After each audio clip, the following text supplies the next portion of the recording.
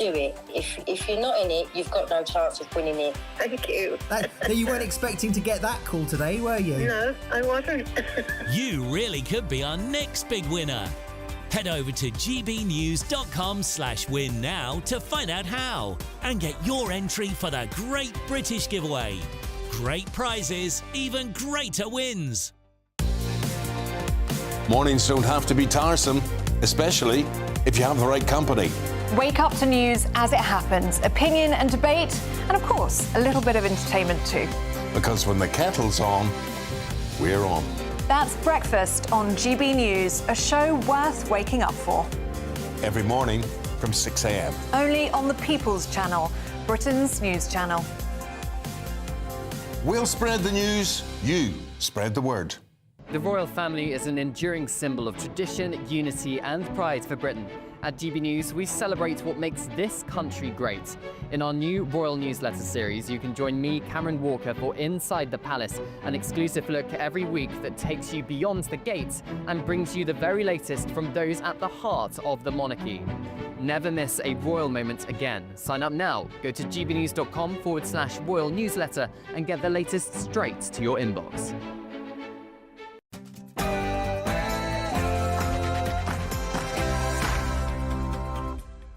Well, hello there. It's good to be back. It's 6 o'clock. I'm Michelle Dewberry, and this is Dewbs Co. Coming up today, ladies and gents, we have ourselves yet another immigration plan. Labour are talking very tough indeed. But will this be the plan that succeeds where all the other plans have failed? How optimistic are you? And soon it'll be impossible to recruit care workers from overseas. So you tell me, is this going to help our struggling care system or hinder it? And get this, 6 police officers turned up at a house because of a tweet. Then, while they were there, rummaging around, commenting on, I quote, Brexity things. I bet you've got some of those things in some of your houses. Anyway, said tweeter, got a caution. A simple question for you. Have police bosses literally lost their minds in this country, and do we need a fundamental policing reset? Also, leaked documents suggest that British troops could join forces with EU troops to form a security pact. But hold on a second, because I thought talks of an EU army had previously been branded far-right nonsense.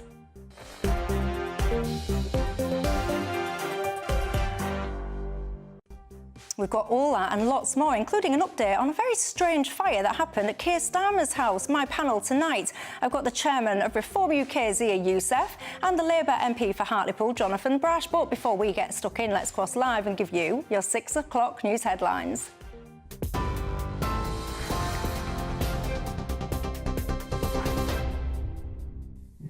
Michelle, thank you and good evening. I'm Katie Bowen. Your top stories at 6 o'clock. Police are investigating a fire at Sir Keir Starmer's North London home that broke out in the early hours of this morning. London Fire Brigade attended and the fire was extinguished. No one was hurt in the overnight incident, which caused damage to a door. A Downing Street spokesman said that the Prime Minister thanks the emergency services for their work.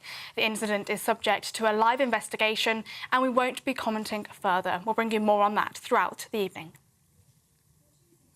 Also today, the Home Secretary has said that immigration has previously not been properly controlled or managed, as she outlines the government's immigration white paper in the House of Commons. Yvette Cooper said that the government will strengthen checks on visas to end abuse of the system, as she announced that the white paper will end the overseas recruitment of care workers. The Home Secretary went on to say that higher English language standards will be put in place for those that come to the UK. She added that the government will go further to increase returns of foreign criminals. Her announcement comes as the Prime Minister promised a significant fall in net migration this morning, saying without controls on immigration, we risk becoming an island of strangers. While Shadow Home Secretary Chris Philp criticised the government for record small boat arrivals this year, saying that further action is needed. Home Secretary Yvette Cooper said that immigration is not the answer to the skills shortage, adding that the measures should reduce visa numbers by around 100,000 a year. The impact of the changes to skilled worker visas, care worker visas, settlements, students and English language is expected to reduce visas by a further around 100,000 a year. And in addition, the new workforce strategies, immigration skills charge, family and asylum reforms will further bring numbers down on top of that. And as the Prime Minister has said, where we need to go further to restore a sustainable system, we will. Elsewhere, a Bulgarian spy ringleader has been sentenced to more than 10 years in jail at the Old Bailey this afternoon. 47-year-old Orlin Rusev has been sentenced to 10 years and 8 months in prison for the spy conspiracy. 6 Bulgarians who spied for Russia on an industrial scale for more than 2.5 years have been sentenced today, receiving sentences ranging between 5 and 10 years. The Crown Prosecution Service said that the group used a series of false identity documents for their operations, including pretending to be accredited members of the media and photographers, as well as law enforcement and health workers. And Transport for London has suspended several tube lines this afternoon due to a power failure. Electrical supply issues are affecting the Elizabeth, Bakerloo, Jubilee and Northern lines, as well as the Overground's Suffragette line. A spokesman for TfL said that there was an outage in South West London for a matter of minutes and everything shut down due to a national grid issue. They added that they are in the process of getting things back up and running again, with some reports that Elizabeth line services are resuming shortly. Those are the latest GB News headlines. Now let's go back to Michelle. For the very latest GB News direct to your smartphone, sign up to News Alerts by scanning the QR code or go to gbnews.com/alerts.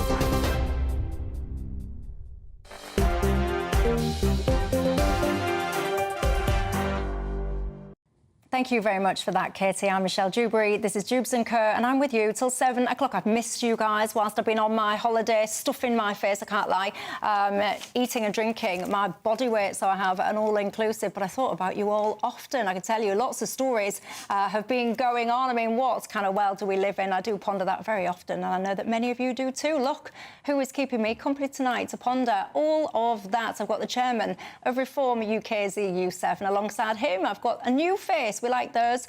Labour MP for Hartlepool, Jonathan Brash. Good evening, both of you. You're very welcome tonight.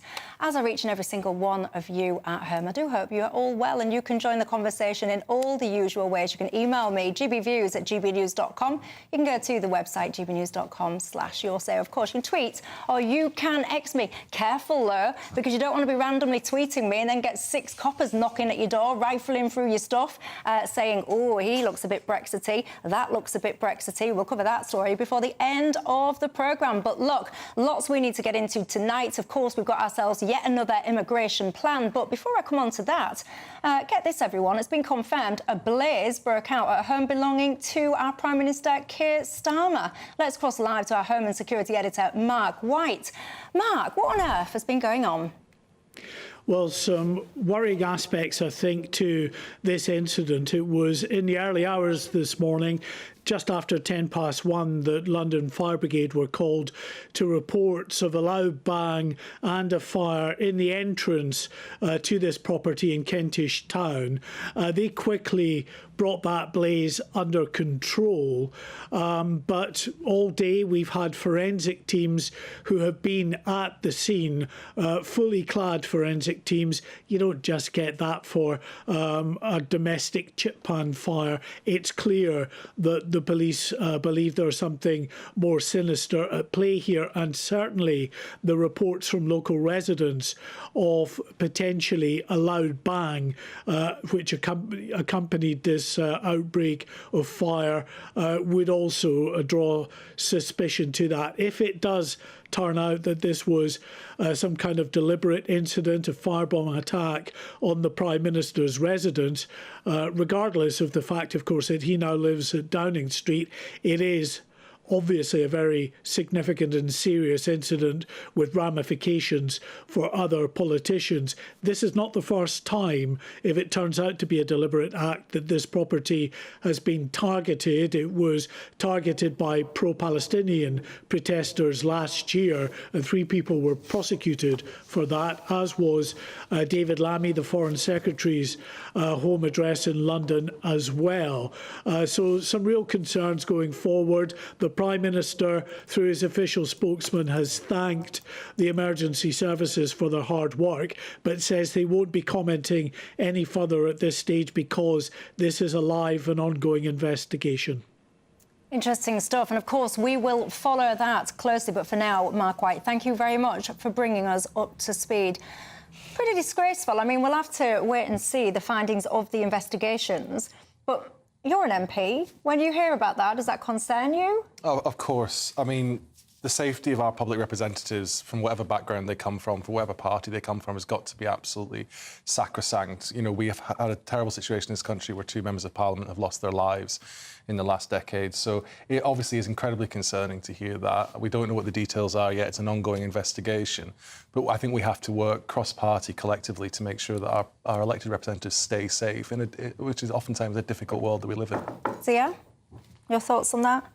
Well, I think that Keir Starmer is betraying the British people on an industrial scale as an appalling Prime Minister. I also think that attacks on his home and attacks on his family are abominable and totally unacceptable. And to the degree, you know, we don't yet know exactly what's happened, but I think the scale of the police involvement suggests that may well be the case.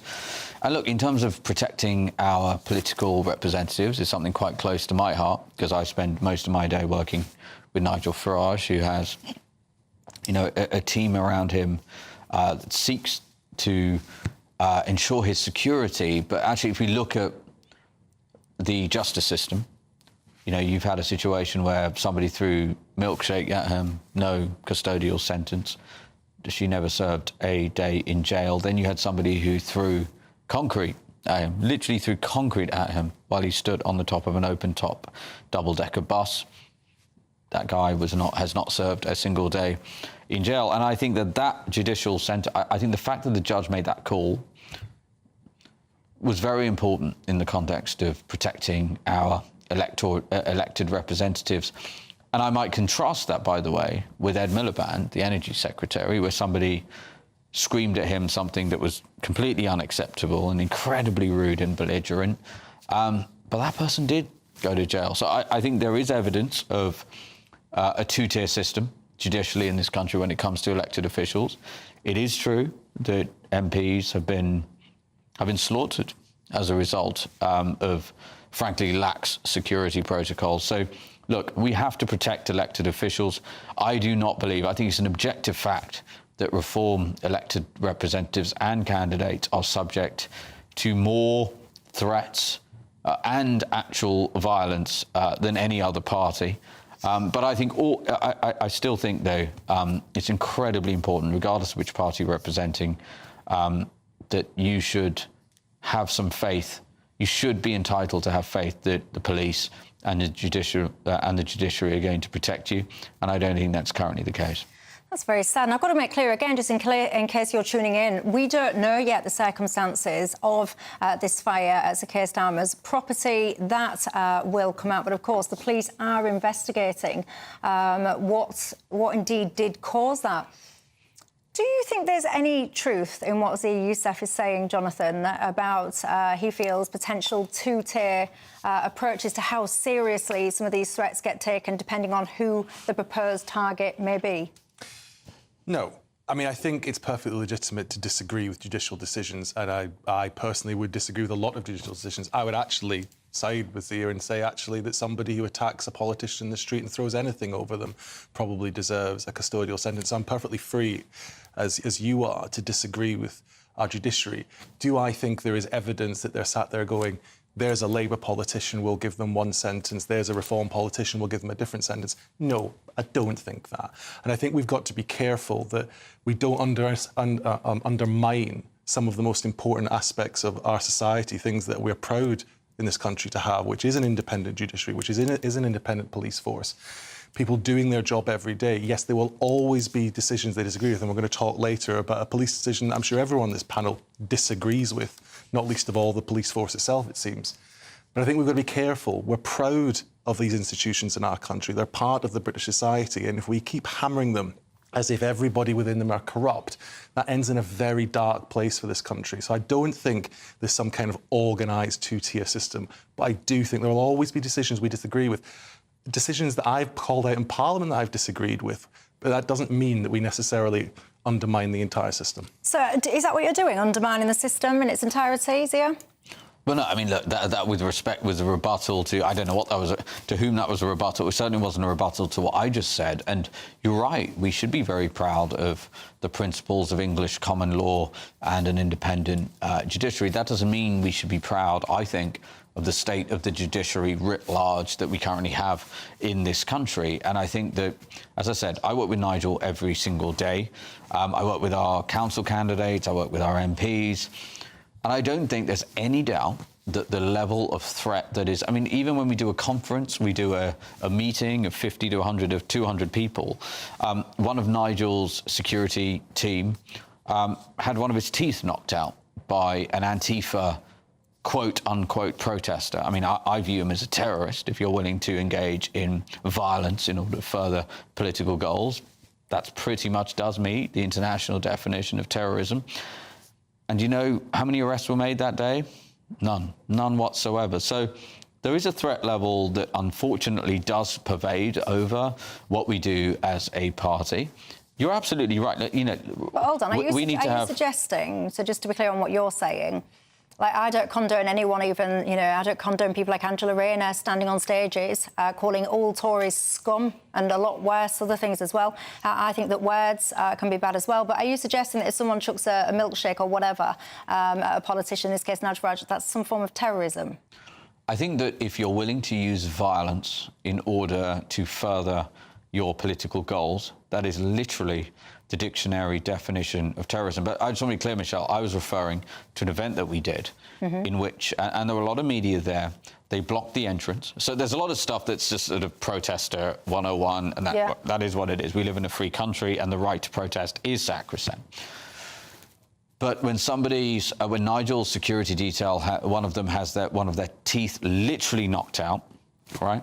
I'm sorry, that crosses a line. And the fact that not only were there no arrests made, not even an attempt to find out what was happening, there's nothing about that's remotely acceptable. Now, I think it's also true that the vast majority of police officers in this country, Michelle, are working really hard. They are weighed down by endless paperwork. If you report a crime in this country, the majority of that discussion is to do with what race you are, what religion you are, who you go to bed with, all things that are utterly irrelevant, usually, to the actual crime. But we need to call a spade, and we have to identify where there are issues in this country. And there are a lot of people in this country who think we have two-tier policing, and we agree with them. And we'll talk about policing, by the way, before the end of the programme. Very strange things going on there. But final word to you, Jonathan. Well, I just think Zia has made a question that was about the safety of all politicians, about reform politicians. I am someone who's been subjected to death threats. You know, that's happened to me. There are Labour politicians who have been killed. There are Conservative politicians that have been killed. This is not a party political matter. We don't have to talk about our individual political parties. This is something that affects everybody. The safety of our democratic system must be upheld no matter what party you're from. And I think it's happened across the board to all parties over the period of the last 30 years. And it's something we must stop. I'm old enough to remember where people went into Rishi Sunak's family home's garden. It wasn't actually that long ago. And actually, a lot of people seem to find that quite amusing. You might remember, if you were a regular viewer, I thought it was absolutely disgraceful. It doesn't matter what we think about politically in this country. We live in a democracy. We're absolutely entitled to disagree, robustly disagree. That is what this country is all about. But you do it respectfully, ladies and gents, and you absolutely categorically must never, ever involve politicians, families, their homes and all the rest of it. That is way, way, way out of line. And just to reiterate, we absolutely do not know the circumstances surrounding this present incident that occurred early today at Keir Starmer's house. We will bring you the update as and when we have it. Worry not. But look, big news today. We need to move on to discuss, and I'll do this after the break, immigration. We have ourselves yet another plan. Is this one the one that's finally going to work? We're proud to be GB News, the People's Channel. And as you know, we always love to hear your views. Now, there's a new way of getting in touch with us at gbnews.com/your-say. By commenting, you can be part of a live conversation and join our GB News community. You can even talk to me, Bev Turner, or any of the members of the GB News family. GB News Breakfast. Every day from 6 a.m. Eve, very good morning. You commentate on this. This is your subject. What do you think? Why is this happening? Because we're sitting now, I'm at a stage now where all my kids are growing up, whatever. I don't have to face this thing anymore. But I'm suddenly stopping and going, what? What am I paying this for? Why are we paying this? Why is this going to 750 schools and not all schools? So this is a pilot run by the Department for Education to look at how this programme can work. It was a manifesto commitment from the Labour Party at the last election, and they're very keen to roll this out nationally, but they're doing this pilot for a short period until July to see how they can do this effectively to ensure that it meets the most children. So really, that's a kind of sensible way of rolling out what is quite a big programme. It's important to do the pilots and study it and see who it helps and who it doesn't and how expensive it could be if it's rolled out nationally. For this? Well, exactly. What do they say about that, Eve? I mean, where are they going to get the money to pay for it? So they've committed to 30 million towards it. To be honest, we're in a situation as a country where 1/4 of primary school teachers are saying that they regularly spend their own money on feeding kids. That cannot be right. We know that we've got a child poverty problem in this country, and I think it's a reasonably good use of taxpayers' money to be spending it on ensuring that children go to school and they are fed and able to learn. Well, I just look and I think the basic primary parental responsibility is to look after your children, to feed your children. And I sit and scratch my head and say, of all the things that we can do as parents, all the things we can spend money on, are you telling me that you can't give your kid a bit of toast and a cup of tea in the morning? GB News, the People's Channel.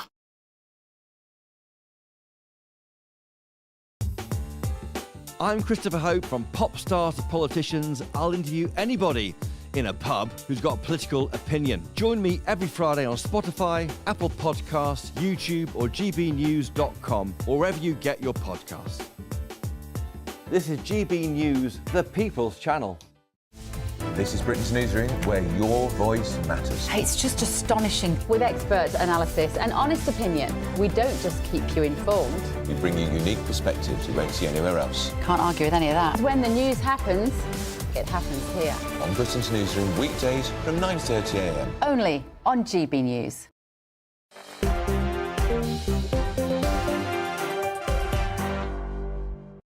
Hello there, I'm Michelle Dewberry. This is Dewbs Co with you till 7 o'clock tonight. I've got Zia Youssef and I've got Jonathan Brash alongside me. Now, get yourselves comfortable, ladies and gents, because guess what we've had ourselves today? I would love to say this is all exciting, shiny and new, but we have been here quite a few times before. I'm speaking, of course, about another immigration plan. They would argue that it's the Labour Party's first one. So strap yourselves in. Keir Starmer is about to explain. We will create a migration system that is controlled, selective and fair. A clean break with the past that links access to visas directly to investment in homegrown skills.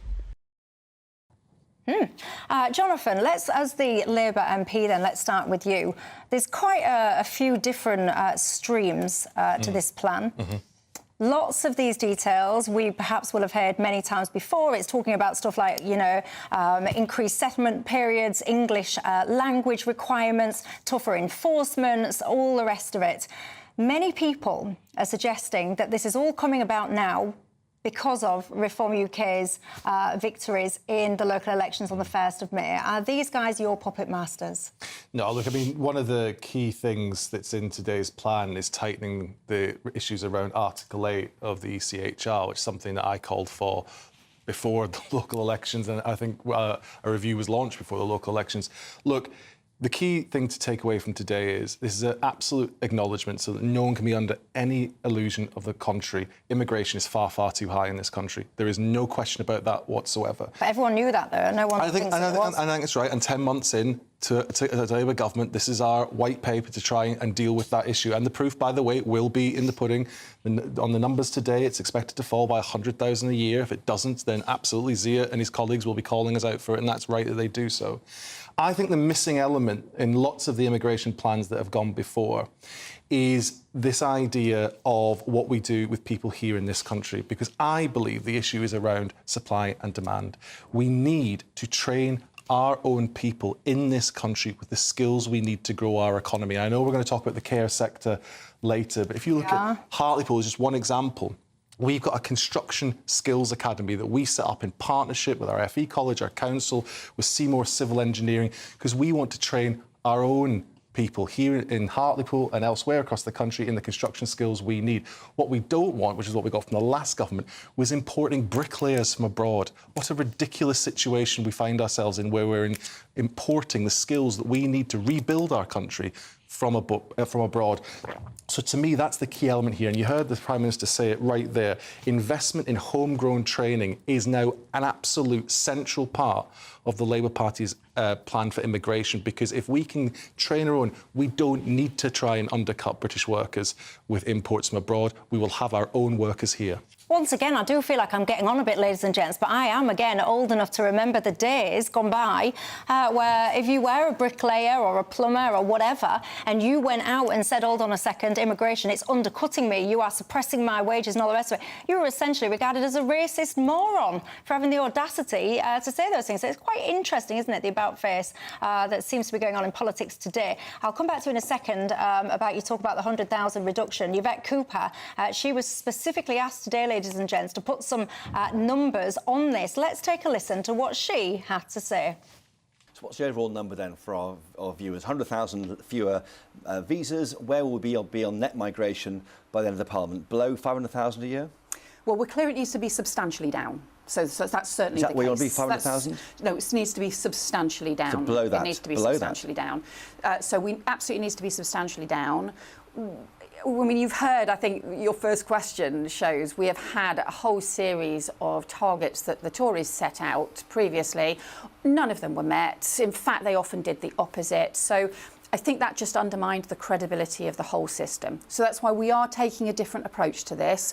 The way we're doing things is setting out step by step the action that we'll take. People will be able to see the consequences, they'll be able to see the progress that we're making, but we'll do that step by step rather than just going for rhetoric and saying things that nobody I say can believe. 500,000 and you didn't deny that.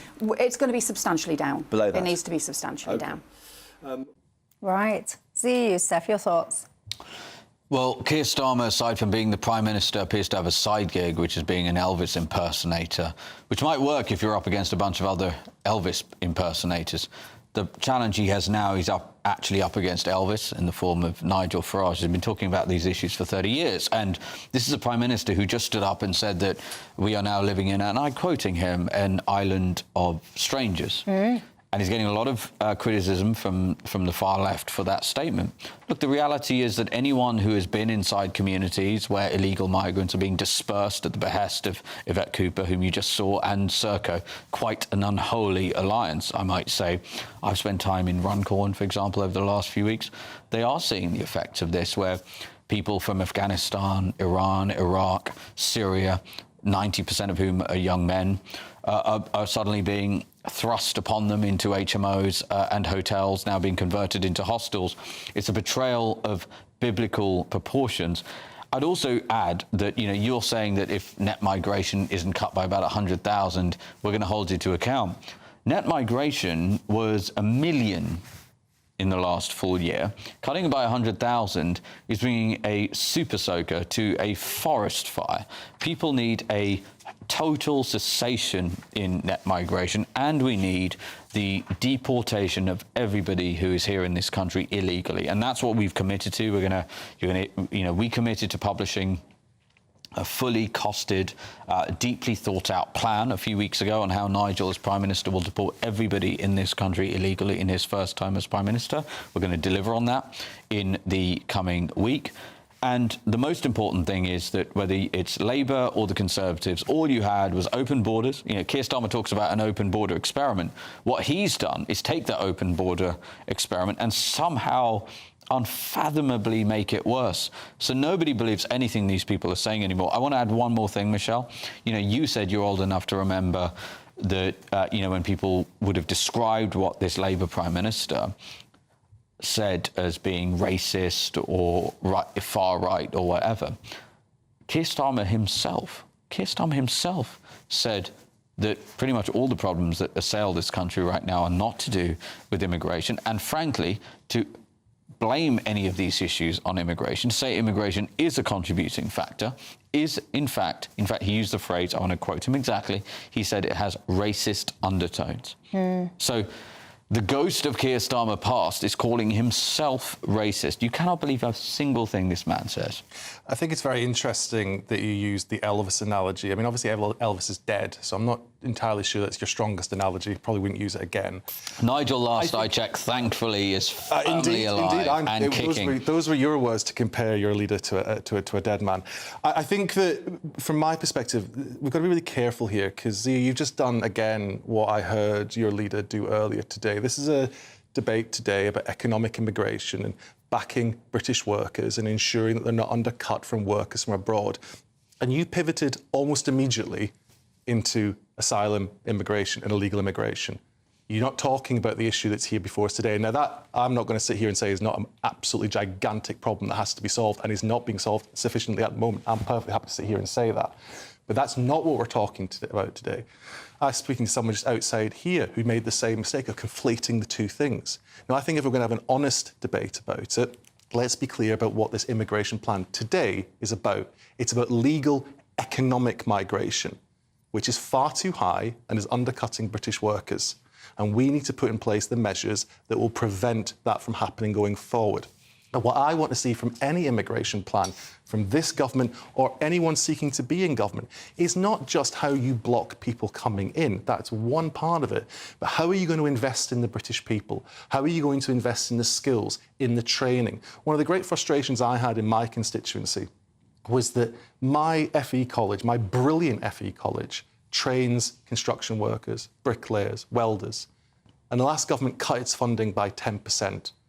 Now, what I want to see from any plan, from any government and any aspiring government, is their plan for skills, for colleges, for training, so the young people of this country can look forward with optimism that they will get the skills they need and the jobs they need and won't be undercut by foreign workers. That's the system we need in this country. And by conflating that with another very important issue, which is illegal immigration and small boats, what we're doing is we're undermining the debate we're having today about the future of our young people in this country. Are you? No, not at all. And I mean, you obviously said a lot of words there, but not quite sure what you were trying to say. So you agree that the small boats issue is a severe issue, and yet the small boats coming through, we've had 30,000, almost 35,000. Is the immigration plan... With respect, I let you speak. With respect, please let me complete my point. The number of people crossing the channel illegally under Keir Starmer, astonishingly, is even higher than it was under Rishi Sunak, under Boris Johnson, which were already unfathomable numbers. But let's address legal migration, right? That number was at 1 million, according to the ONS, right, who revised up their number by 20%. Apparently, we live in a country that is incapable of counting the number of people coming here illegal. Even they literally walk through turnstiles. We live in a country in which the number of people coming here legally is on a scale that results in, people living in communities where they feel like strangers, where enormous change is happening culturally inside this country. There's absolutely no sense of any standard being applied for people coming here. And look, you might talk about anecdotes, etc., locally for you, but the reality is everybody knows. As Yvette Cooper just said there, that it was going to come down substantially. Keir Starmer is refusing to put a target on legal migration. And the reason he says he won't put a target on it is because, and I'm quoting him, it hasn't worked before. Any human being that has ever achieved anything substantial, and it would be substantial to bring legal migration down to remotely acceptable levels, which is 0 or less than 0, is a substantial human achievement. The only way that can be done is by defining a target and then directing every instrument of state at that target. What you've just seen, and this is why I'm calling him an Elvis impersonator, he's just gone on stage and basically said a bunch of words and sounds that sound like Nigel Farage on the basis that he thinks that might bring his polling ratings and his electoral fortunes. It might resuscitate them. It's simply not going to work because he's a busted flush. Nobody believes a word he's saying. And anyone who's remotely in doubt about that, go and watch videos of what he was saying just a few years ago when he was describing the things he's saying now as racist. I'm going to be like Elvis now. If Elvis was sitting here now, he'd be going, a little less conversation, a little more action, please. But the conversation's going to continue. Let me put this to you. You're talking, Jonathan, about wage suppression on bricklayers. You're talking about boosting young people's skills and all the rest of it. All very admirable points. Some of my viewers, they'll be old enough to remember, no offence, back to 2004, and you'll be shouting at your screens, my ears can hear you. You'll be going, hold on a minute, Michelle, why are you not pointing out that actually Tony Blair, when you expanded the EU to the Eastern Bloc, Tony Blair actually decided, Jonathan, we are not going to put transitional controls. We were one of the very few countries that actually did this, so you might be able to trace back some of the problems that you allude to now trying to fix, actually to the Labour Party themselves. You're correct, and he was wrong. There's no question about that. We got that wrong. And I think politicians have to be big enough to say it when it's true. There's no question about that. But it has to be said, Zia's mentioned the numbers a number of times. It is true that immigration was net 300,000-400,000 of the last Labour government. It ballooned under the Conservative Party, as he's already said, to nearly 1 million. But look, I think the important thing to say is, when a constituency MP comes on your show and tells you about what's happening in his constituency, they're not little anecdotes, they're people's lives. We shouldn't refer to them as little anecdotes. These are people's lives in my constituency. It does make a difference what our colleges do. It does make a difference how they're funded. It does make a difference that young people get the skills and the training they need so that we don't need to import people from abroad. And you said, there's no plan here. I'm interested into which bits of today you don't agree with, which things that Keir Starmer said you actually think that's wrong, that's not the way to solve immigration. Is it tightening Article 8? Is it raising the skills level to only degree level? Which of the bits let him that answer it then. Go on. Which of the bits don't you agree with? Unfortunately, you need about 48 hours for me to run through it. Number one, as I said, this is a man who described the things he's saying today as racist just a few years ago. So you cannot believe a single thing that he says. If you actually want the substantive answers to what you're talking about, the primary reason why judges refer to the ECHR and the Human Rights Act as the primary vehicles by which they prevent, for example, deportations from happening, including, for example, a Kenyan rapist, a convicted rapist who successfully managed to prevent his deportation by saying that he was an alcoholic and would suffer some sort of inconvenience by being deported. As soon as you remove the ECHR, there's still a number of international treaties that will be pointed to. And so there is any number, and we're going to address this in our white paper, any number of legislative issues, particularly around international treaties, for example, the UN Treaty around refugees of 1951, that are not addressed here When do at we get all. your white paper? You're going to get it very soon. Right, Michelle. OK. Look, what do you think to what you are hearing? You will have very strong opinions on that. It was quite nice, actually, to hear an MP admit, actually, yes, we got that wrong. I like that. Credit to you. It won't be much consolation there to all of you lot that was pointing out for years that policy was the wrong one. And you was all basically called a bunch of raving racists for having the audacity to point that out. But look, still, it's always nice when people catch on and agree with you and say that you wasn't racist for thinking that after all. Now, we started this programme telling you about the fire at Sir Keir Starmer's family property. Well, now we can bring you an update on that because we're hearing that counter-terrorism police are now investigating the blaze that broke out at that home. But police have told GB News that, yes, they're looking into it, they are leading the probe and they are assisting this investigation, as is normal for a high-profile address. They say the Met Police, as a precaution and due to the property having previous connections with a high-profile public figure, officers from the Met Counter-Terrorism Command are leading that investigation. Inquiries are ongoing to establish the potential cause of the fire. Now, coming up after the break, UK, EU. Could we be teaming up with a military pact to try and fight Russia?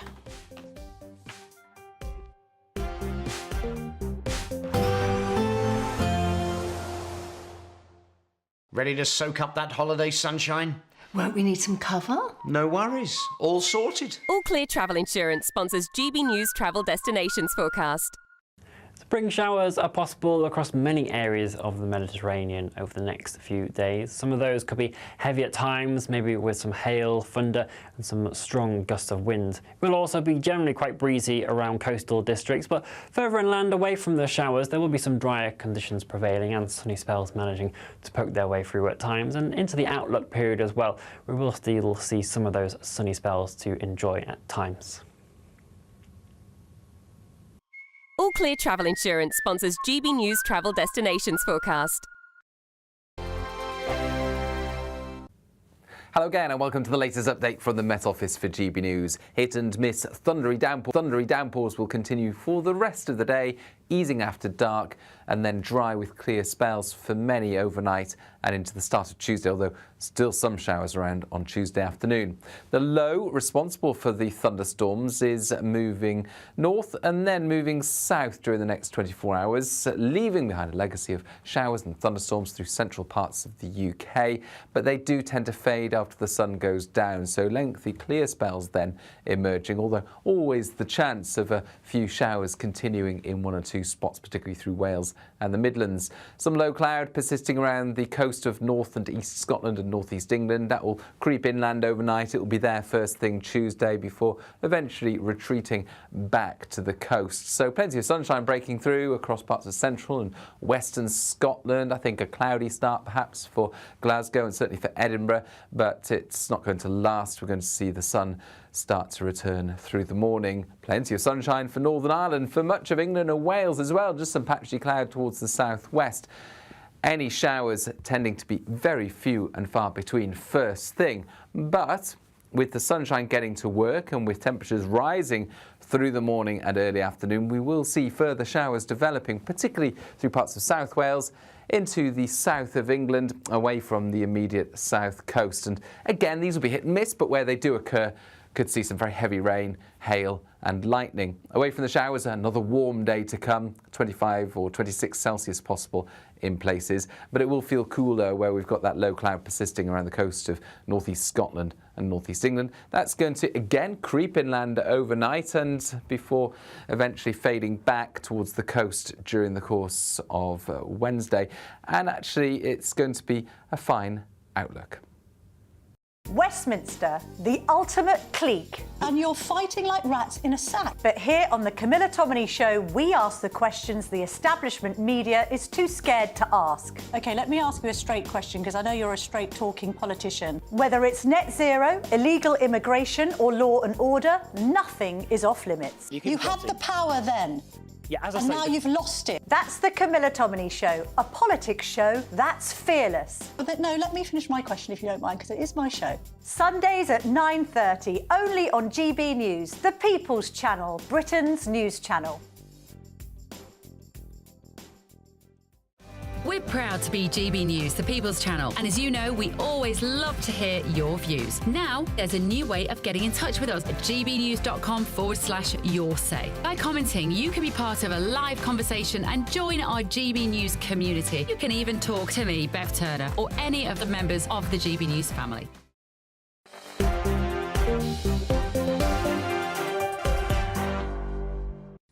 Hello there, welcome back to Dewbs Co with me, Michelle Dewberry, Zia Youssef and Jonathan Brash alongside me. Scarlett, my viewer, says, Michelle, the immigration plan is too little, too late. There are far too many people here now, costing us far too much money.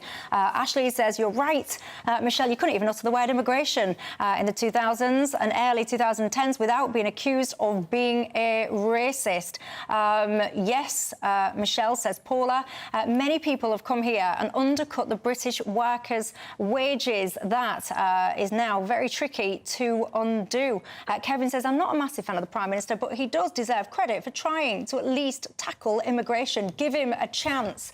All right, we will, if you insist. Look, lots more that we need to talk about tonight. Do you think we could get to the point then where we'll be seeing British soldiers side by side with their European counterparts? A leaked defence deal apparently thinks, yes, when it comes to taking the fight to Putin, we could see a potential security pact between us and the EU. Zia Youssef?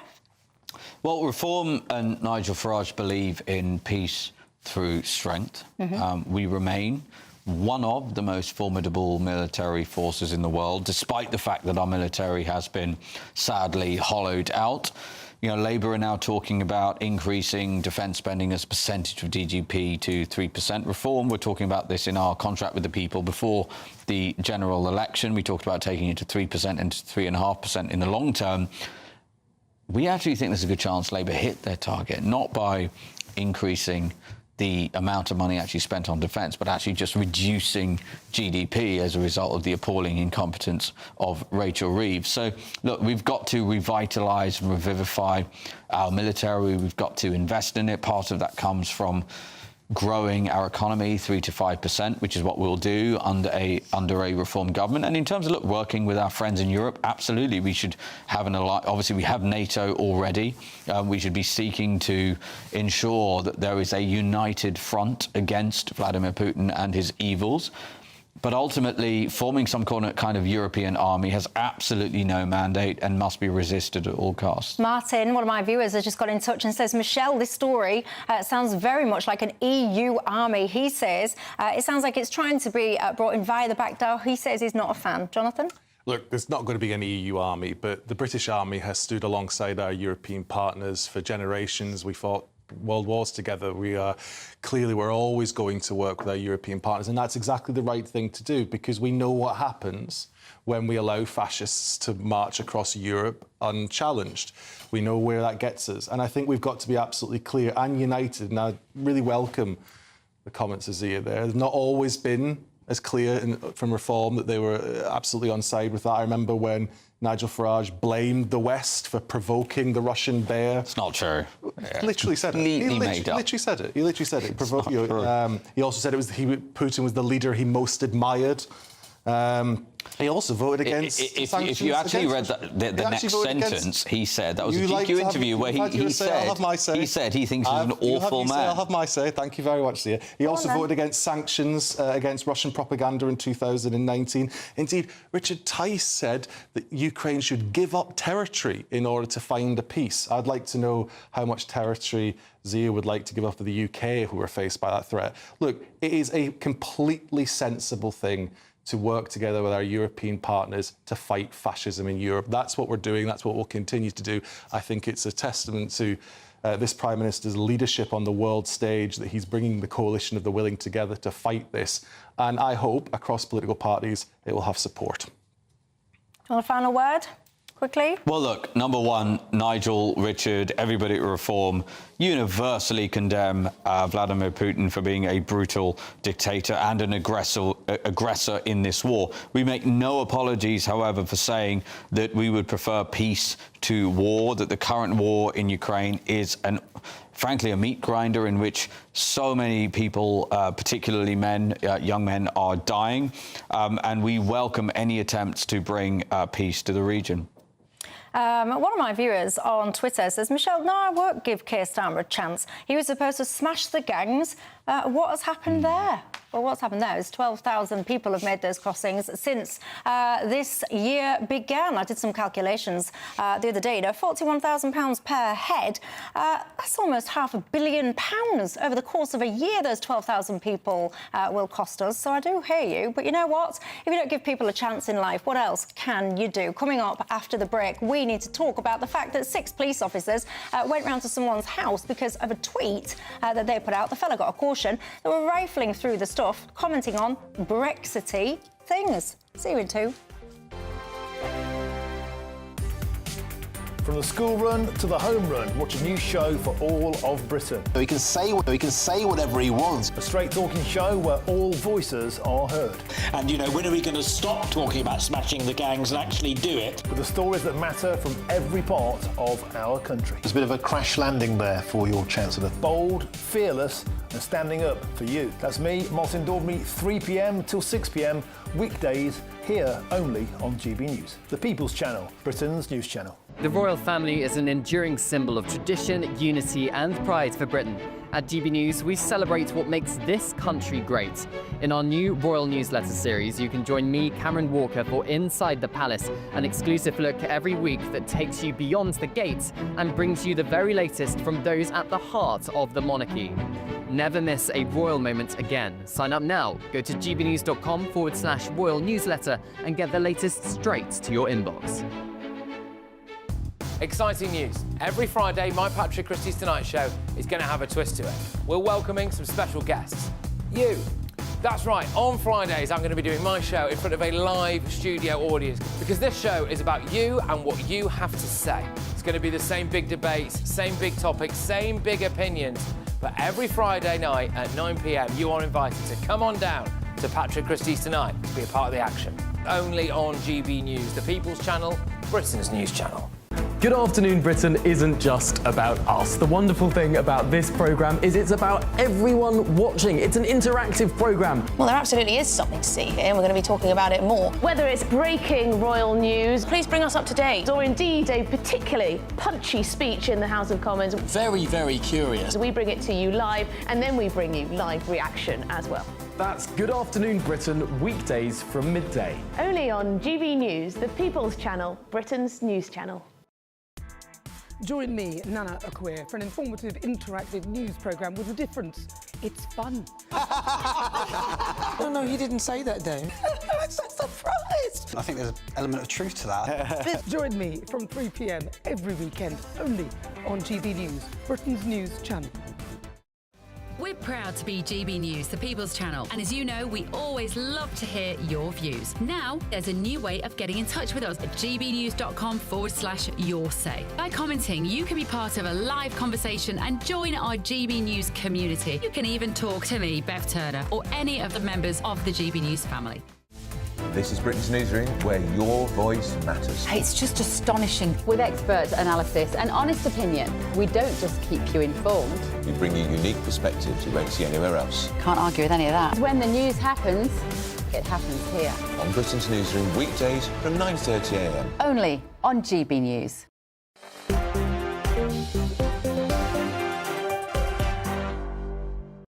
Hello there, I'm Michelle Dewberry with Dewbs Co. Alongside me, I've got Reform UK's Zia Youssef and Labour's Jonathan Brash. Sue, one of my viewers, she's got in touch and said, Michelle, you were just talking then about Labour's immigration plan. You pointed out about Tony Blair expanding when it came to that expansion of the EU without control. She says, can you also point out, please, that Tony Blair went on about education, education, education, and he discouraged young people from doing apprenticeships. That's why she says, one of the core reasons we don't have enough bricklayers, electricians and plumbers. I've got to say, Sue, I do actually think you make a very good point, so thank you very much for that. Now, what have you got in your house, ladies and gents? How Brexity is your house? The reason I'm asking is because 6 police officers went round to somebody's house, a retired police officer as well, to, you guess it, talk to him about a tweet. Just take a look. I want to play you a video, actually. Just take a look at actually what happened when the police were there. But I do feel people need to know what's going on out there. And if they think that they're quite safe and they can just sit at home and maybe just knock out a little tweet that, you know, they think is a bit edgy or whatever, you know, just be aware of the climate out there at the moment. And, you know, it could be a knock on your door. And the officers that basically went through everything in my house. Yeah, they did. They didn't just go through everything in their house. They picked up items. It was like a Douglas Murray book. It was, they were pointing out things like a copy of Brace Yourselves, The Spectator, ladies and gents, muttering under their breath that he had a load of, quote, Brexity things. I mean, Zia Youssef, what do you think to all this? Well, it's pretty terrifying. It's you know, Andrew Neil had a tweet today where he had a meme.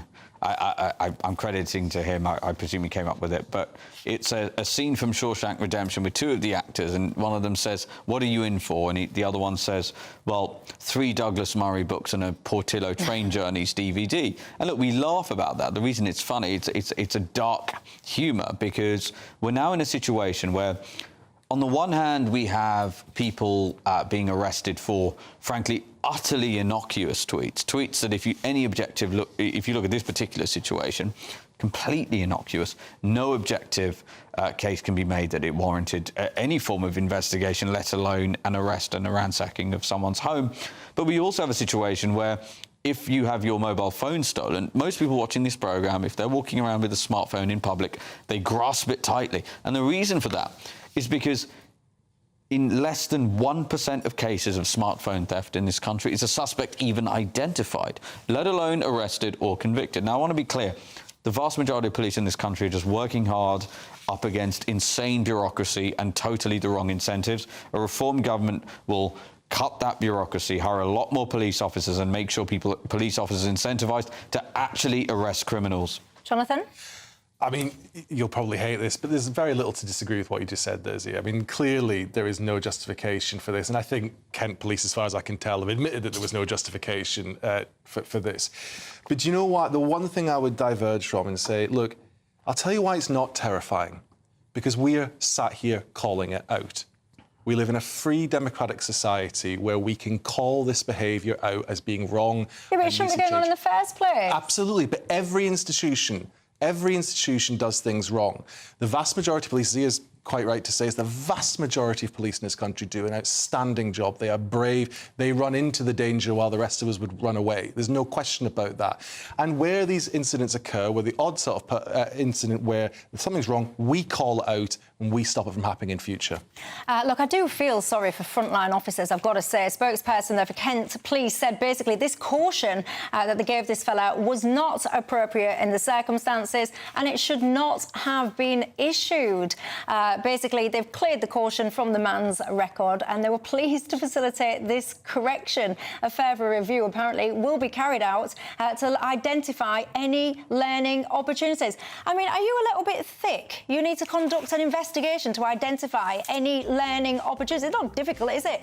Pack it in, storming people's houses for things that they write on Twitter, for goodness sakes. Come and see me, I'll help you. Anyway, look, that's all I've got time for. Thanks, gents. Thanks to you at home. Have a good one. I'll see you tomorrow night.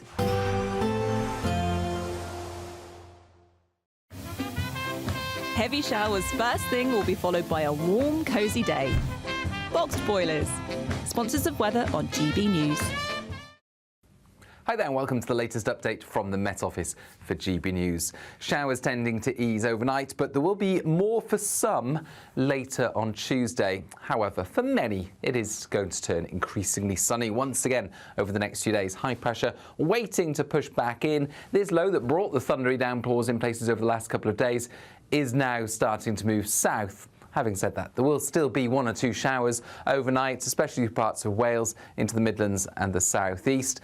And there'll be some low cloud drifting into the north and east of Scotland, as well as northeast to England.